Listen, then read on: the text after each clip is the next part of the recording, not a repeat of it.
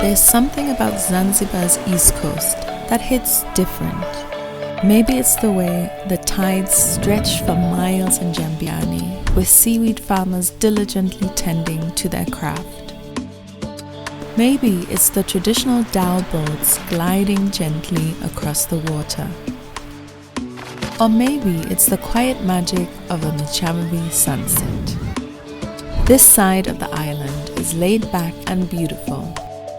From Black-owned Airbnb stays to boutique luxury hotels, beachside brunches to fancy boat excursions, fishing trips with local fishermen, and swimming with turtles. And what I love most is how close you are to the local life here. A walking distance from villages where you can connect with people, support small local businesses, and be part of daily Zanzibari life. In this video, I'll take you to my favorite places to stay, eat, and explore along Zanzibar's East Coast. Whether you're planning your trip or just dreaming of one, this one's for you.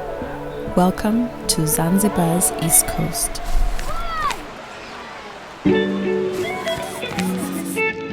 We'll start our East Coast journey in Paje. Here's my Paje pitch. If you want to be close to a variety of restaurants, cafes, nightlife, and local street food stalls that stay open late, if you love kite surfing, or just appreciate stunning ocean views, Paje is your girl. It's both social and scenic. Even when you're staying in one of the many hotels or guest houses, you can't help but wander along the lively main road and find yourself immersed in village life.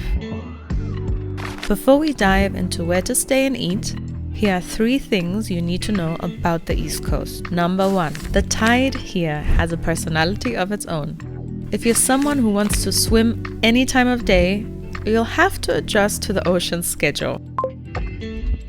But the silver lining, during low tide, you can literally walk in the ocean. It's so cool. Number 2, you won't get those dramatic sunsets like in Stone Town or the West Coast, but you will get some of the dreamiest sunrises. So, early birds, this is your moment.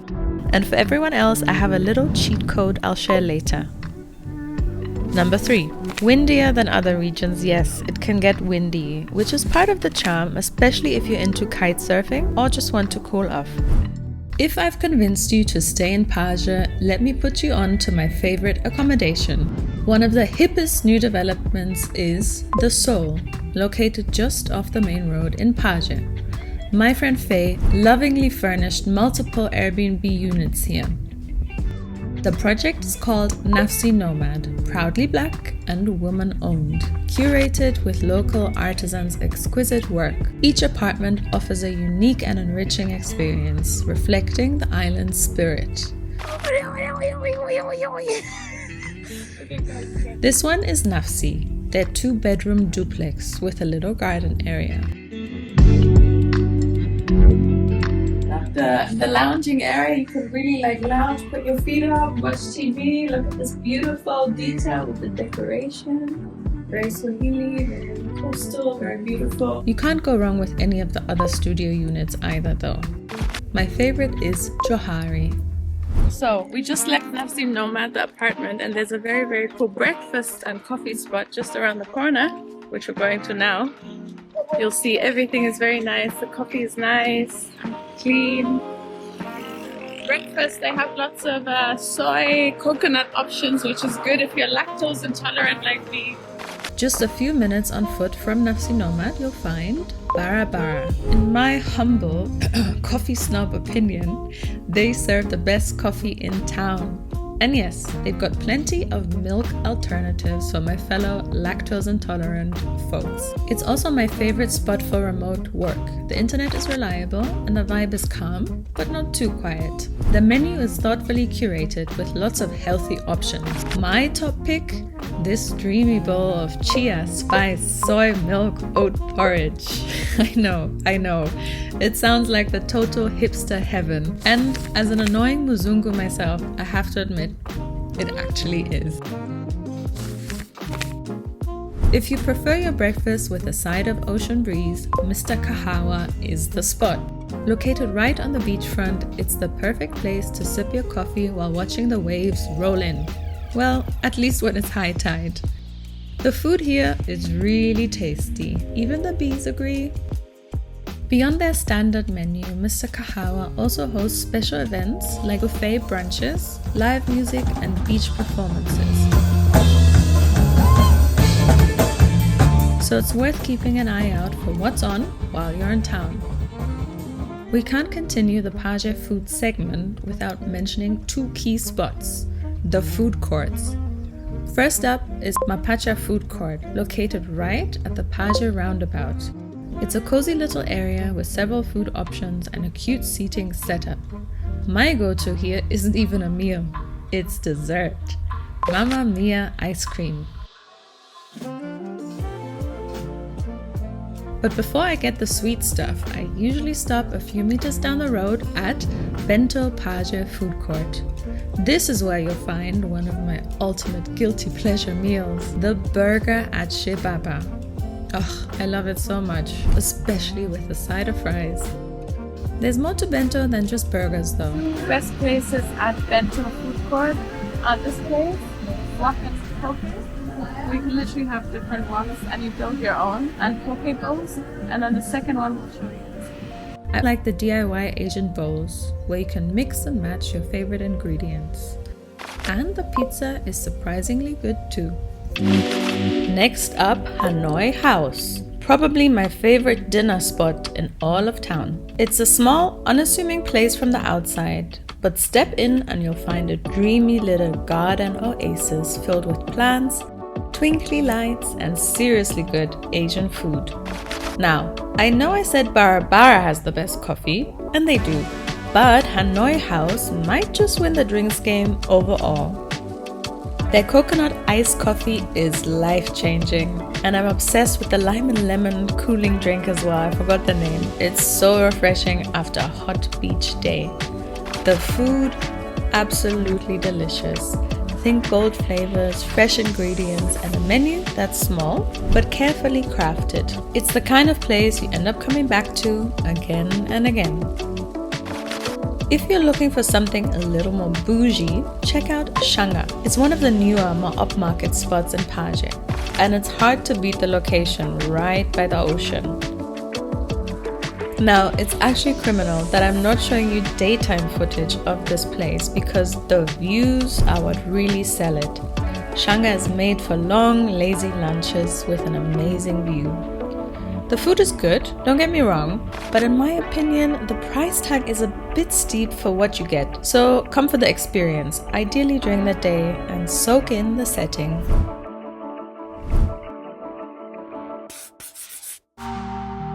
Heading a little further south from Paje, you'll reach Jambiani, a village that's a bit quieter and more laid back, but still full of charm. It may not have some of the buzz as Paje does, but what it does have is a beautiful stretch of beach and some really lovely hotel options.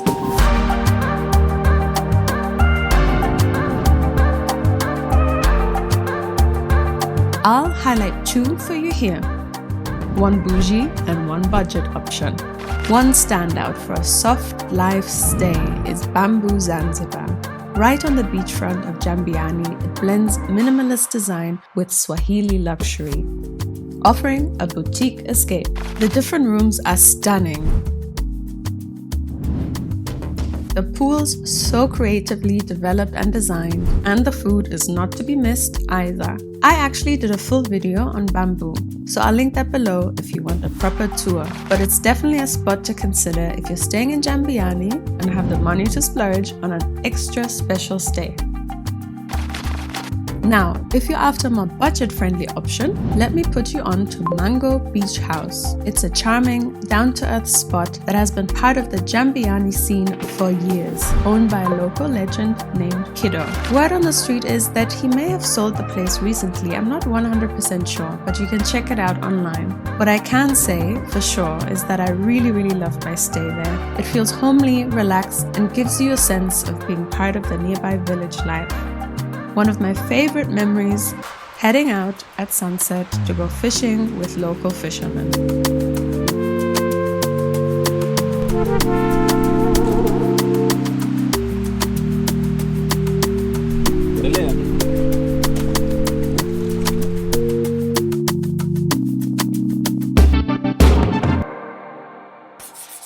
Now, since we're talking about activities, here's another recommendation. Maybe you're in Zanzibar to celebrate a special occasion and want to go on a fancy Dhow cruise. If you have the money to splurge, you can book Gypsy Dhow. Here I need to give a special shout out to Pristine Trails, another amazing black-owned Tanzanian travel business. They've helped me discover and book so many cool activities in Zanzibar, including this one, the bougie lunch option at Gypsy Dhow. This is also a local black-owned business worth supporting. Although I need to keep it real with you, the owner of Gypsy Dhow is not always the easiest to deal with. So for a smooth, hassle-free experience, trust me, book through Pristine Trails instead. One of the activities Zanzibar is most famous for is swimming with turtles. And if you're looking for a spot that feels a little more mindful, Salaam Cave is worth a visit. It's technically not east, but down south in Kizimkazi, but it's an easy trip from the East Coast. Salaam Cave presents itself as a turtle sanctuary, caring for the turtles and releasing them back into the ocean later on. From my own experience, as you'll see in the footage, it felt really calm, not crowded at all, and the turtles had plenty of space. But I have come across mixed accounts online, so I can't fully confirm how the release part works in practice. Just something to keep in mind, but personally I have had a positive experience here. Next, let's head over to Pingwe for an attraction that pretty much everyone has heard of, the Rock Restaurant.